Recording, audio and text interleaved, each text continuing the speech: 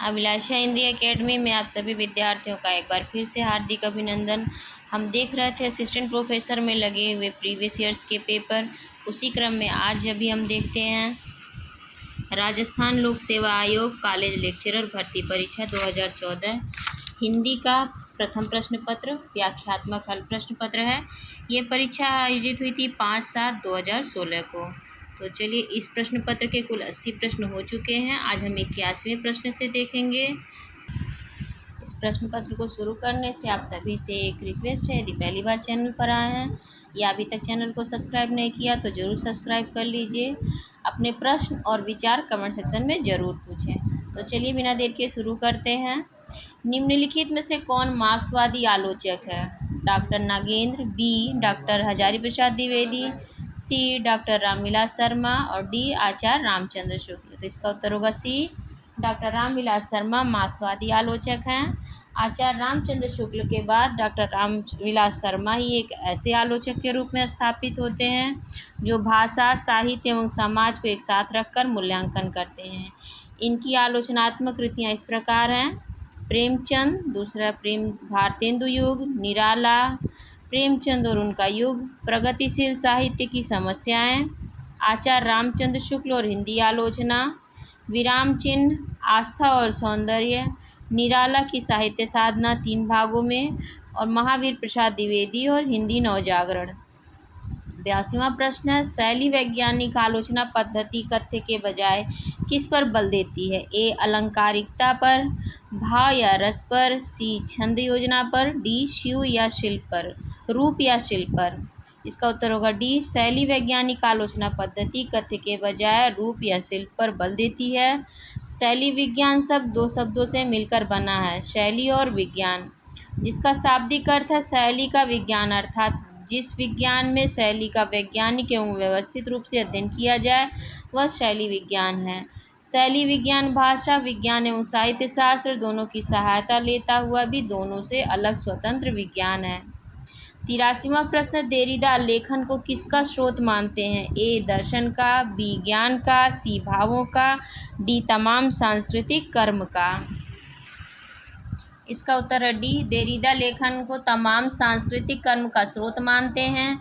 देरिदा एक फ्रांसीसी दार्शनिक थे जिन्हें विरेचन के सिद्धांत के लिए जाना जाता है।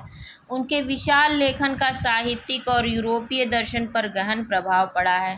देरिदा को सबसे अधिक पुनर्निर्माण के प्रमुख प्रतिपादक के रूप में जाना जाता है। 84वां प्रश्न, निम्न में से कौन उत्तर आधुनिकतावादी चिंतक नहीं है? ए F.R. लिविस, बी फ्रांसुआ लियोतार, सी बौद्रिया, डी फ्रेडरिक जेमिसन।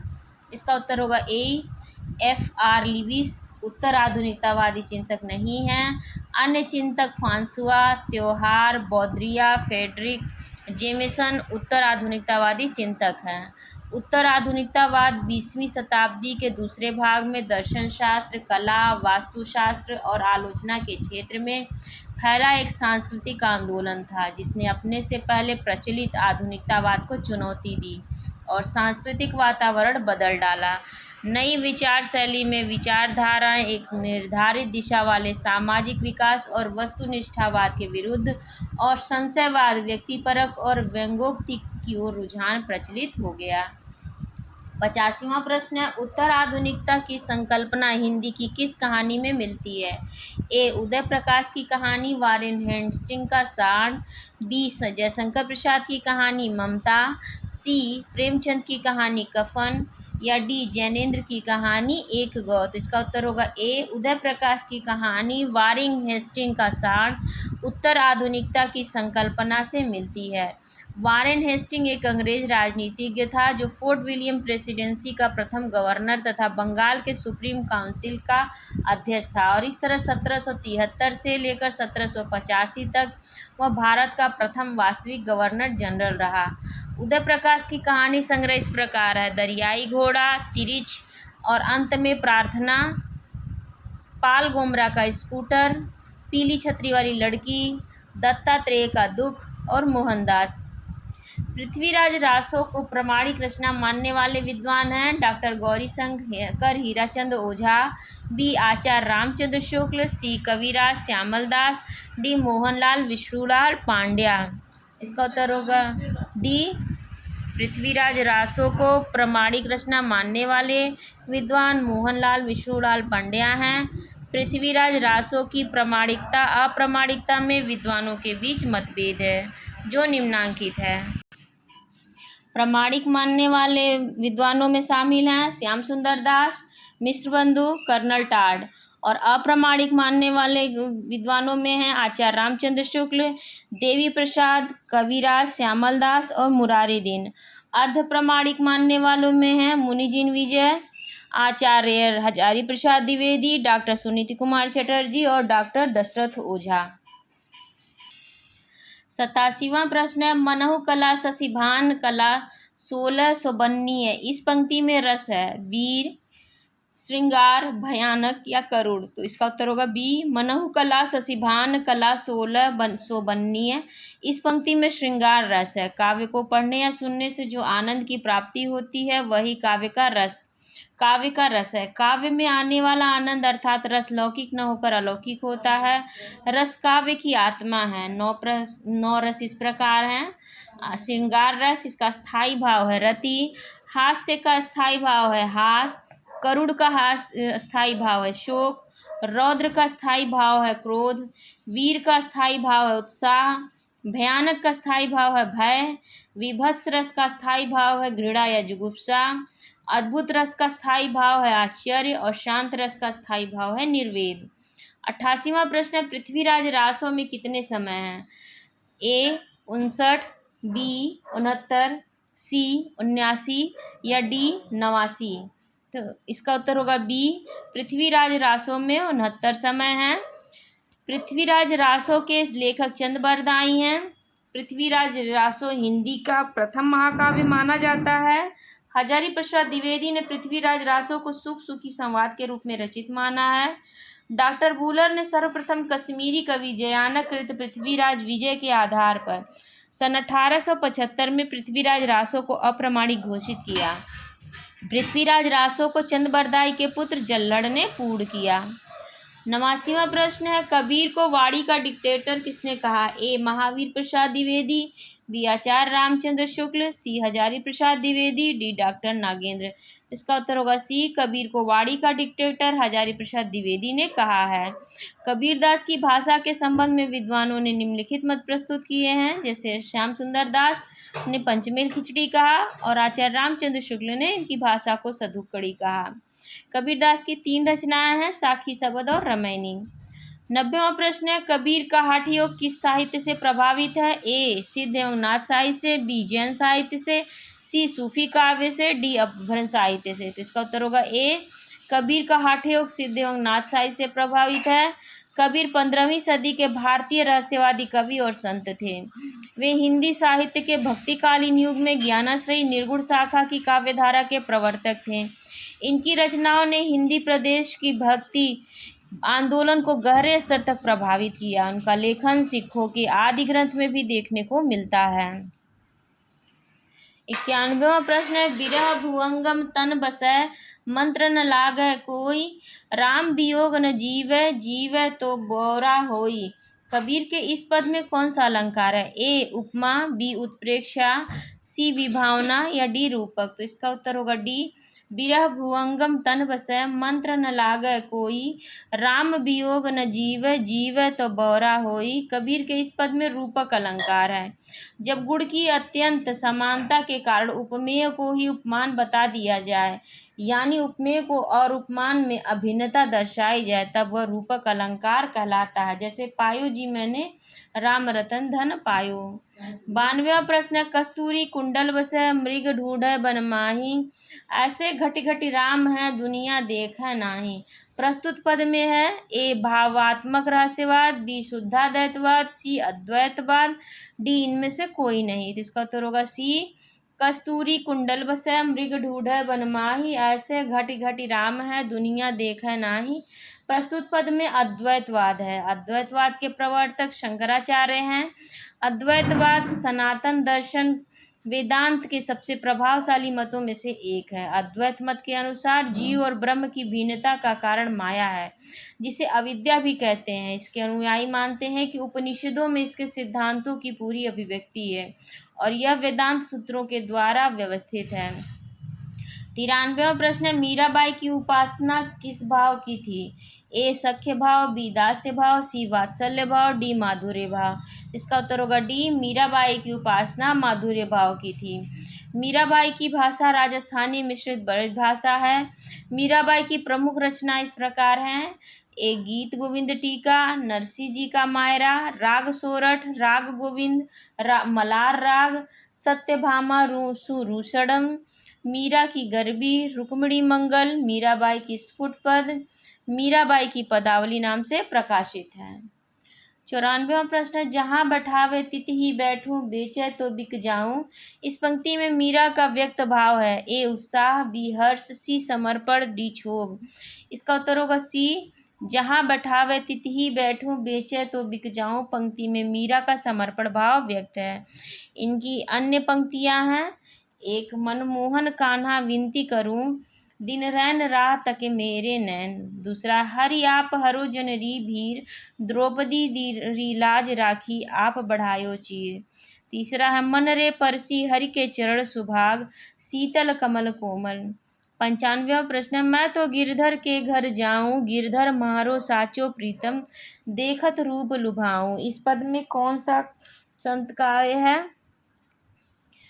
कौन सा काव्य गुण है? ए माधुर्य, बी ओज, सी प्रसाद, या डी इनमें से कोई नहीं। इसका उत्तर होगा ए, मैं तो गिरधर के घर जाऊं, गिरधर मारो साचो प्रीतम, देखत रूप लुभाऊं। इस पद में माधुर्य काव्य गुण है। माधुर्य गुण किसी काव्य को पढ़ने या सुनने से हृदय में जहाँ मधुरता का संचार होता है वहाँ माधुर्य गुण होता है। यह गुण विशेष रूप से श्रृंगार, शांत एवं करुण रस में पाया जाता है। इस प्रकार हम कह सकते हैं कि कर्ण प्रिय, आर्द्रता, चित्त की द्रवणशीलता और प्रसन्नता कारक काव्य माधुर्य गुणयुक्त काव्य होता है।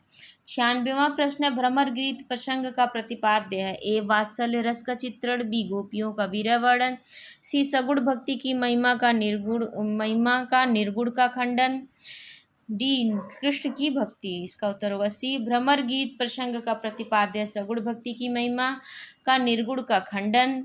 भ्रमर गीत के लेखक सूरदास हैं। भ्रमर गीत सूरदास कृति सूरसागर में संग्रहित है। हिंदी साहित्य में भ्रमर गीत काव्य परंपरा का प्रवर्तन सूरदास ने किया। भ्रमर गीत का सर्वप्रथम एक पूर्ण प्रसंग के रूप में वर्णन श्रीमद् भागवत के 10वें स्कंद के 47वें अध्याय के 12 से 21 श्लोक में मिलता है। सूरदास की 3 रचना है: सूरसागर, सूरसरावली और साहित्य लहरी। 97वां प्रश्न है, भ्रमर गीत सूरसागर के भीतर का एक सार तत्व है। यह कथन किसका है? ए हजारी प्रसाद द्विवेदी का, बी आचार्य नंद दुलारे वाजपेयी का, सी आचार्य रामचंद्र शुक्ल का, डी डॉक्टर नागेंद्र का। तो इसका उत्तर होगा सी, भ्रमर गीत सूरसागर के भीतर का एक सार तत्व है। यह कथन आचार्य रामचंद्र शुक्ल का है। आचार्य हजारी प्रसाद द्विवेदी ने लिखा है, सूरदास जब अपने विषय का वर्णन करते हैं तो मानो अलंकार शास्त्र हाथ जोड़कर उनके पीछे दौड़ा करता है।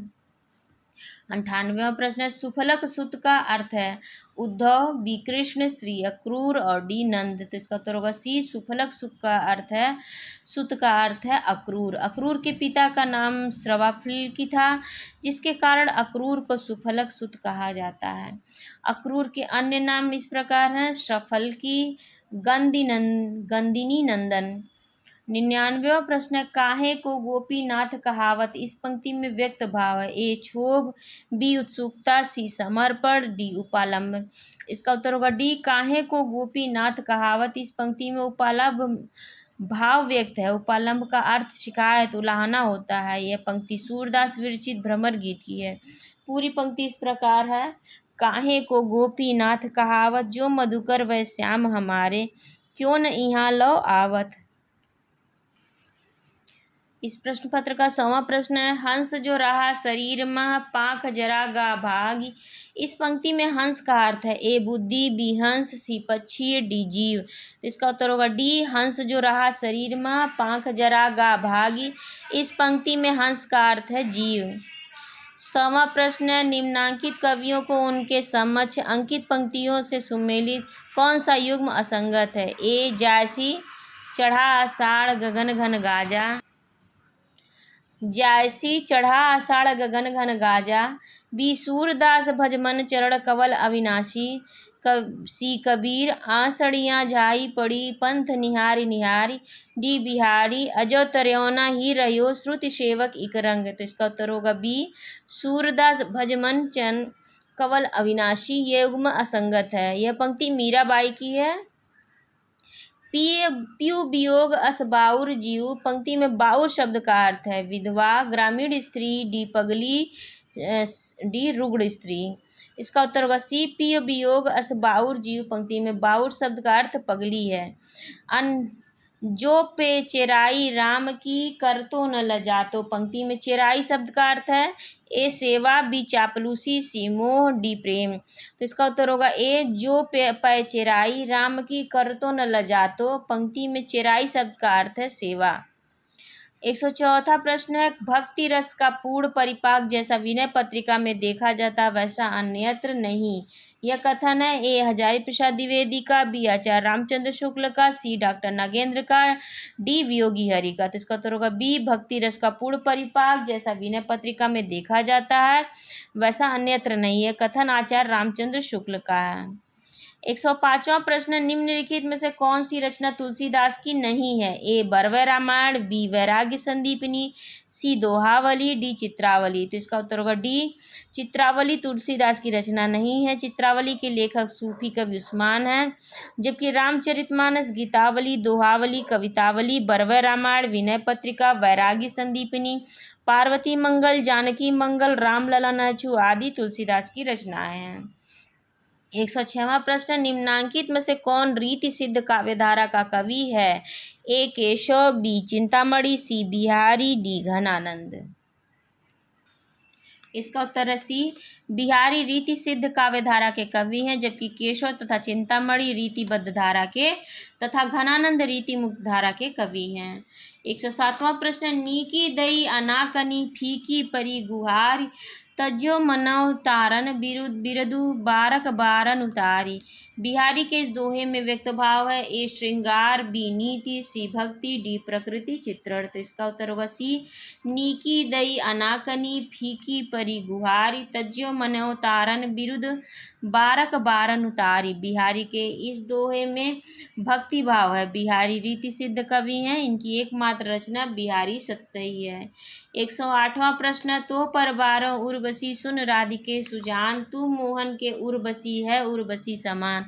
प्रस्तुत दोहे में अलंकार है ए श्लेष, बी रूपक, सी यमक, डी उपमा।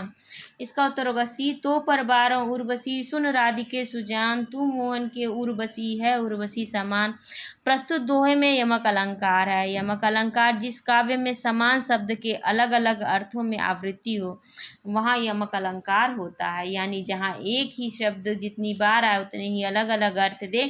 उपर्युक्त पंक्ति में उर्वशी शब्द के अलग अलग अर्थ हैं। उर्वशी उर्वशी नामक अप्सरा, उर्वशी हृदय में बसी हुई। 109वां प्रश्न, लोग हैं लागी कवित्त बनावत, मोहि तो मेरे कवित्त बनावते। पंक्ति किसकी है? ए बोधा, बी द्विजदेव, सी ठाकुर, डी घनानंद। इसका उत्तर होगा डी लोग हैं लागी कवित्त बनावत, मोहि तो मेरे कवित्त बनावत। यह पंक्ति घनानंद की है। बोधा, अति क्षीण मृणाल की तारहु ते, ना ही ऊपर पाँव दयावनु है। यह प्रेम को पंथ कराल महा तलवार की धार पे धावनो है। ठाकुर की पंक्ति यहाँ, सीख लीनो मीन मृग खंजन कमल नयन, सीख लीनो जस अप्रताप को कहानो है।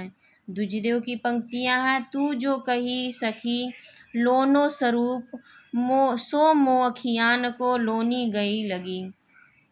110वां प्रश्न, वह मुस्क्यानी वह मृदु बरतानी, वह लड़कीली बानी अनि उर में अरती है। इन पंक्तियों में वियोग की कौन सी दशा है? ए चिंता, बी स्मृति, सी प्रलाप, डी उन्माद।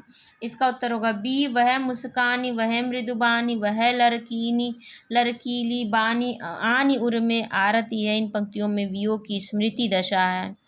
111वां प्रश्न, निम्नलिखित में से कौन सी रचना घनानंद की नहीं है?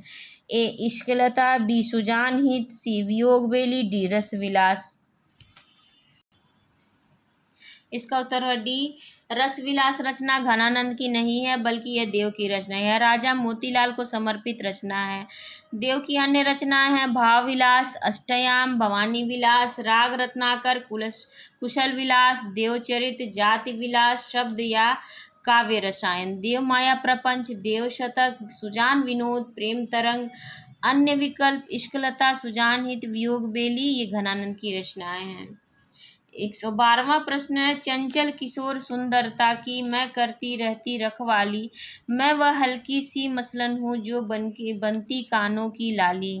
उपर्युक्त काव्यांश में किसका वर्णन किया गया है? ए श्रद्धा का, बी चिंता का, सी लज्जा का, डी आशा का। तो इसका उत्तर है सी। चंचल किशोर सुंदरता की मैं करती रहती रखवाली, मैं वह हल्की सी मसलन हूँ जो बनती कानों की लाली। उपर्युक्त काव्यांश में लज्जा का वर्णन किया गया है। 113वां प्रश्न है ओ जीवन की मरु मरीचिका, कायरता के आलस विषाद, काव्यांश में किस भाव का उद्बोधन हुआ है? ए चिंता का, बी लज्जा का, सी आनंद का, या डी आशा का। तो इसका उत्तर होगा ए।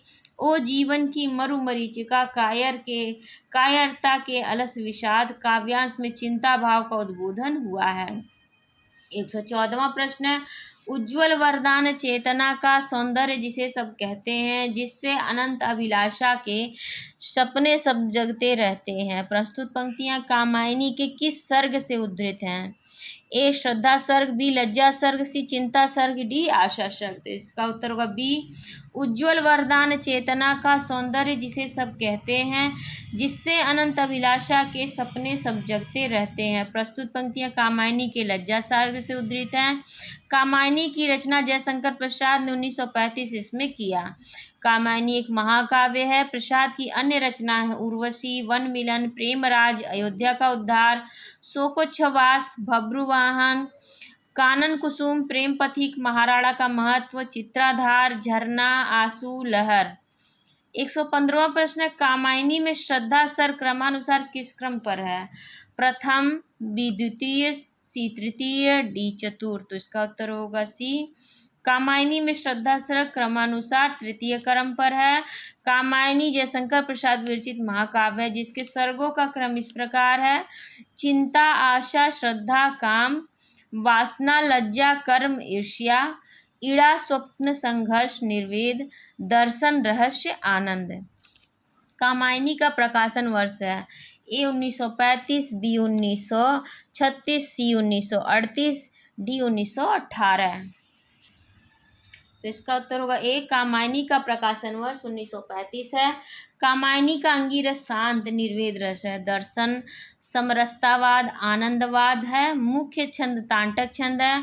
कामायनी के पात्र इस प्रकार हैं मनु, श्रद्धा, ईड़ा और कुमार। 117वां प्रश्न है वह एक और मनु रहा राम का, जो न थका, जो नहीं जानता दैन्य की, नहीं जानता विनय। काव्यांश में राम की किस विशेषता की ओर संकेत किया गया? ए दृढ़ निश्चय, बी समर्पण, सी राम की कर्मशीलता, डी निरंतरता। इसका उत्तर होगा ए। एक वह और मनु रहा राम का, जो न थका, जो नहीं जानता दैन्य, नहीं जानता विनय। काव्यांश में राम के दृढ़ निश्चय की ओर संकेत किया गया। उपर्युक्त पंक्ति राम की शक्ति पूजा से ली गई है। राम की शक्ति पूजा 1936 में निराला की लंबी कविता है। यह अनामिका कविता संग्रह में संग्रहित है। इस कविता का मुख्य विषय सीता की मुक्ति है, राम रावण का युद्ध नहीं।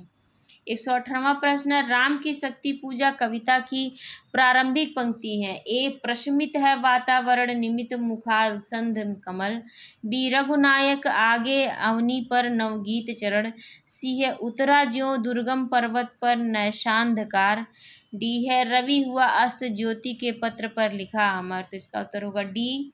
राम की शक्ति पूजा कविता की प्रारंभिक पंक्ति है रवि हुआ अस्त ज्योति के पत्र पर लिखा अमर है। इस कविता के लेखक सूर्यकांत त्रिपाठी निराला हैं। यह एक लंबी कविता है। इसका रचना काल है 1936। निराला की अन्य रचनाएं हैं अनामिका, परिमल, गीतिका, तुलसीदास, कुकुरमुत्ता, अड़िमा, बेला, नए पत्ते, अर्चना, आराधना, गीत गुंज, सांध्य काकली। 119वां प्रश्न है, धिक जीवन जो पाता ही आया विरोध। राम का यह कथन किसके जीवन की त्रासदी है? ए राम के, बी भरत के, सी निराला के, डी विभीषण के। तो इसका उत्तर होगा सी, धिक जीवन जो पाता ही आया विरोध। राम का कथन है, निराला के जीवन की त्रासदी है। उपर्युक्त पंक्ति निरालाकृत राम की शक्ति पूजा लंबी कविता की है। 120वां प्रश्न है, गोदान का गोबर किस वर्ग का प्रतिनिधित्व करता है? ए सामंतशाही को चुपचाप सहन करने वाले वर्ग का, बी रूढ़ि विरोधी नई पीढ़ी के किसान युवक का, सी रूढ़िवादी परंपरा को मानने वाले वर्ग का, डी समाज सेवा करने वाले वर्ग का। इसका उत्तर होगा डी, गोदान का गोबर रूढ़ि विरोधी नई पीढ़ी के किसान युवक का प्रतिनिधित्व करता है। प्रेमचंद के उपन्यास देवस्थान, रहस्य, प्रेमा, सेवा सदन, वरदान, प्रेमाश्रम, रंगभूमि, कायाकल्प, निर्मला, गबन, गर्मभूमि, मंगलसूत्र, अपूर्ण। प्रेमचंद ने सन 1929 इसमें प्रेमा उपन्यास को संशोधित करके प्रतिज्ञा शीर्षक से प्रकाशित करवाया था। तो ये 120 प्रश्नों को यहाँ पर मैं विराम देना चाहती हूँ। 121वें प्रश्न से अगले भाग में वीडियो बनेगी। तब तक कोई प्रश्न हो हिंदी साहित्य या हिंदी व्याकरण से संबंधित तो आप पूछ सकते हैं। मेरे टेलीग्राम से भी को भी ज्वाइन कर सकते हैं, मुझे एफबी पर भी फॉलो कर सकते हैं। और पहली बार चैनल पर आएँ तो ज़रूर सब्सक्राइब कर लीजिए, अपने एजुकेशनल ग्रुप में से ज़रूर शेयर करिए। धन्यवाद।